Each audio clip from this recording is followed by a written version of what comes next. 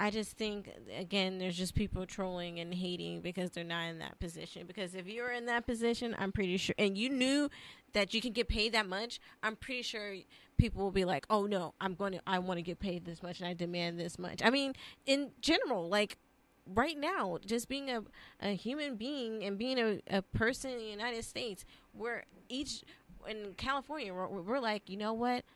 Coming from example, I graduated from Whittier College. I'm like, I have a BA. I should start off making this much. You know what I mean? Because I did this. Like, that's how I think. So why can't they think like that? I feel somewhat entitled because I have my degree. You know what I mean? So why they earned that right? So why shouldn't I feel like in that sense, because they earned it, they should feel entitled. But if you didn't really earn anything, like, you know, like a lot of these white kids, a lot of these white celebrities that got paid through, like, they didn't really earn it. So it's like they got all the best treatment. Yes, they got all. They bought that. Like, you know what I mean? These people, their parents bought it. Yeah, their parents, but they bought it. They reaped the benefits of it. Exactly. But like these black, they didn't buy anything. They worked their asses off. The majority, even though there's now you have these kids getting bread, you know, and they're coming from these. I'm starting to notice, maybe it's just me, but I'm starting to notice a lot more athletes are breeding these kids like, oh, you're going to be an NFL player, or they decide to be an NFL player because their dad is. Or, like, they're just, like, a lot of them are only, it's more like lack of specialization. Like, right. Kids used to play multiple sports now. Like, if you're playing football, it's so much of a business. Yeah. That you're it's like you're going to wake up.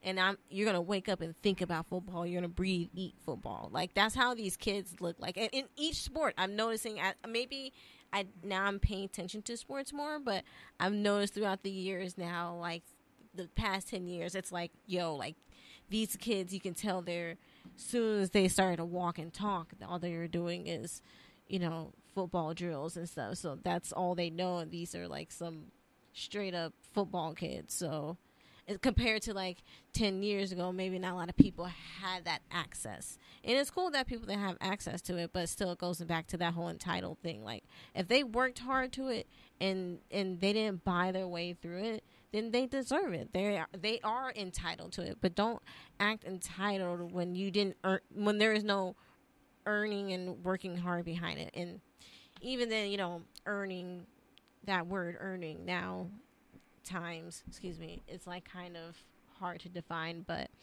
because I mean, you never get what you earn, you get what you negotiate. Right. So who's to say what you negotiate is and what you earned?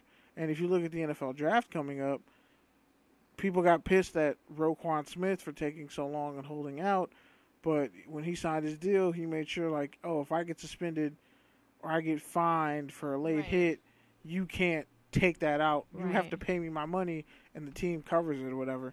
Like, that's just smart negotiation. Yeah. That's leveraging who you are and what you want compared to the other side. I just think they're not prepared that athletes are becoming more financially aware about the things that they do, and I think they're kind of like shocked, and then that's where this whole entitlement thing comes in.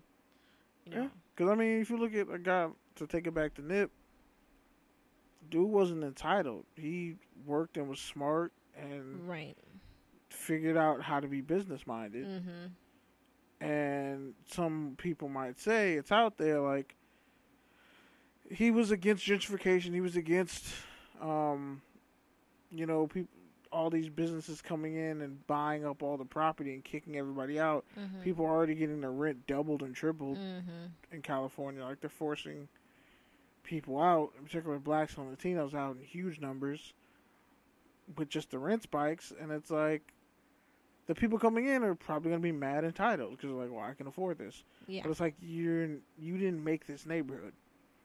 It's the same way with Oakland. Like, you didn't create this neighborhood. You just decided to buy everything up and kick the people out who can't actually afford to live here anymore. So it's like, because it was cool, because all these, it was cool to come here and vulture. To be a culture vulture and come here, and it's unfortunate, not to go a big tangent, but it's like they that's see that touchdown and tangents. Shout out to all our affiliates, X Squads. full press coverage. But no, like coming from Oakland and knowing that experience and even in LA, like I've noticed there's a little bit more of there's a race issue down here, but being in Oakland, we're always so open arms with people, even in the hood, and like doesn't matter where you come from, like as long as you're not trying to, have no bad business or bad blood down here, you're always welcome with open arms, and it doesn't matter what color you were. And like I feel like, again, white people the white people that had that opportunity and had that advantage to come down here and live off of cheap rent and not really struggle so much, they were able to benefit from that and see that, they're actually welcoming us down here. And that's how I think it started with Oakland, and it's starting like that in LA. It's like, they see that we're actually our kind, and that this is not so bad. And then they start telling their friends about it. They're like, this is not so bad after all. And everybody starts moving in, and it's like, there's like white people that live in the jungles. I'm still shook by that. Yeah, there's white people that live in my neighborhood right now. I'm like, what? Like, this is... Why are you here? Yeah, and I was like, this is the calling first the cops time... on everybody. Right? And then going to come in and feel uncomfortable, like, why is this person right here? No, why are you here? Why are you here? And it's like, it sucks because it's like, like I was telling my friend earlier, like, I like coming down Western. I like coming down these streets because... Venice tries to copy the whole, like, street murals and, like, the graffiti and the street art. But, like, you can go up Western, go down Western, go everywhere, and you see it. And it's just, I don't know, it gives LA that much more character and that ruggedness that makes it what it is. There's an authenticity that... Yeah, authenticity. You can't take away from certain cities and... Right.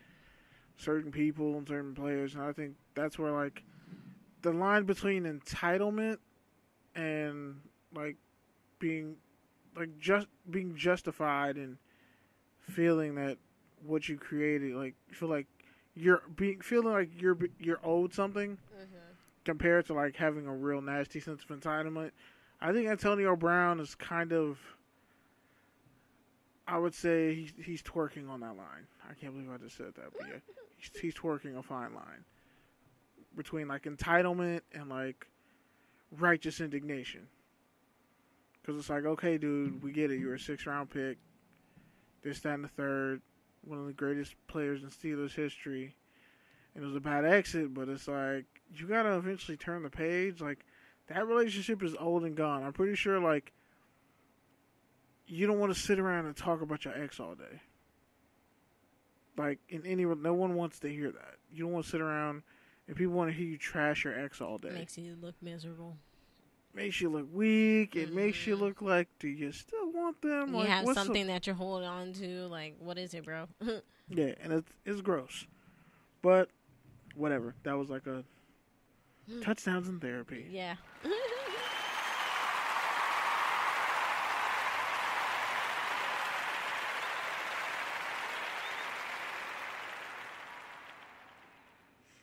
But just to touch on a couple things, the now defunct AAF league. Ooh, sorry. I thought, like, you ever have to sneeze and then, like, you like lose the ability to breathe for like 3 seconds? Because you're holding your breath, like, I'm trying to fight it, and like now it feels like someone punched me in the nose with a hammer. Ow, sorry. But what I was gonna say was the AAF, now defunct league. The NFL signed about 30 of their players, so I guess it's a win. The Eagles signed quarterback Luis Perez.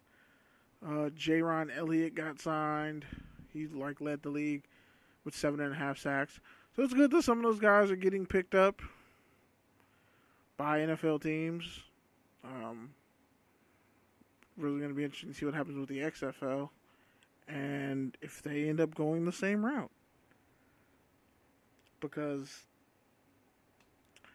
here's some things that's going to happen with the XFL. So it'll be 1 point for a successful scrimmage play from the 2-yard line, 2 points from the 5, and 3 from the 10. In the XFL, the traditional extra point won't exist. It'll be dead. and they're not going to have a 3-point stance. As a lineman, as a former lineman, I just have one thing to say. Oh, you didn't hear me? Let me say it again. You know what? Rule of thirds. Yeah, you can't have people blocking if they're not going to be in a 3-point stance. That's not how football works. That's how you get injuries. That's how you slip a disc in your back. That's how you get bull rushed into oblivion. That's how you get rolled up behind somebody and then you end up tearing your knee out of your socket. It just, like, there's so many bad things that can happen when you don't get in a proper 3-point stance as a lineman. And these defensive players are way too athletic for offensive linemen who are the least athletic people in the field sometimes. And they're freakishly athletic, and they're the least athletic. That's kind of scary, other than like the kicker and the punter. What do you mean least athletic? Are you saying least athletic? Like speed and agility. Okay, so like there aren't any linemen who are like 4.5. They're not least athletic. They're the least mobile. I mean, because mobility and athleticism don't always sync up. Some people are incredibly mobile. They're not athletic, though. But, I mean, I still think that takes a lot of athletic skill to stay within that. Because I from what I know, or from what I know about the O-line and just linemen in general, your job, correct me if I'm wrong, but your job is to really make sure that you don't have to move from that spot and block that person and make sure that your quarterback is fine. If you're offensive. That's the ideal situation. Or defense, I guess, like you said, defense, you could say a little bit more athletic, but I just say you have to be more mobile, because I feel like to have that much ability and power to make sure you can stay within that area and make sure you keep your defense at bay, and also, make sure that no one else comes in the line while trying to make sure that your defense doesn't move an inch forward to your quarterback. So I think it takes some athletic skills. So I don't say it's less athleticism. I think it's just less mobility. Yeah, I mean, that's a good way to look at it. I mean, definitely. Some people have both. Some people have one or the other, and they make it work. Because, like I was saying, I mean, as you said O-lineman yourself, right? Yep. Like, isn't O-line and D-line. Yeah, isn't like whether you're left tackle, right tackle? I was a center, but I played left and right tackle, okay. but I was a better right tackle. Oh, okay. So, like, even though your job is supposed to make sure, like, if there's anybody scraggling and get to the quarterback, you're making sure that they stay at bay. But, like, if I'm correct, aren't you supposed to, not say make sure, but, like, you're good lineman if you can stay in the same spot and keep the person at bay? Yes and no. I mean, because football is such a violent game, it's a constant, like, right. It's a dance almost. Right. It's a mirroring act. Like, you have to stay. You're trying to make sure you're doing your job in pass protection. That's keeping that defender off your quarterback. Right. And in the run game, you got to go get guys. Right. You got to go down blocks. You got to go fire on backer, touchdown blocks, whatever. You have to go that get depends people. on your position in the line, right? Yeah, pull, kick out. I mean, some centers are really athletic, so they pull, but most centers, you don't want your center to pull. You really have, that's what your guards are for. And then tackles pull sometimes too, but yeah, so it's kind of like,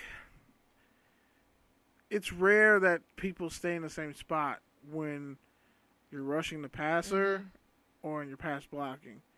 It's pretty much, it's a mirroring. Well, act. I'm not saying necessarily to stay in the same spot, but I'm saying to make sure that the defense doesn't advance to another yard or that person. That's what I was trying to say. I get what you're saying. So trying to stay within that area, I do think it takes a lot of strength and athleticism to keep people who are really fast and really strong and keep them at that. Yeah. Keep them at bay. So I do think there is a lot of skill. It's more technique in terms of skill.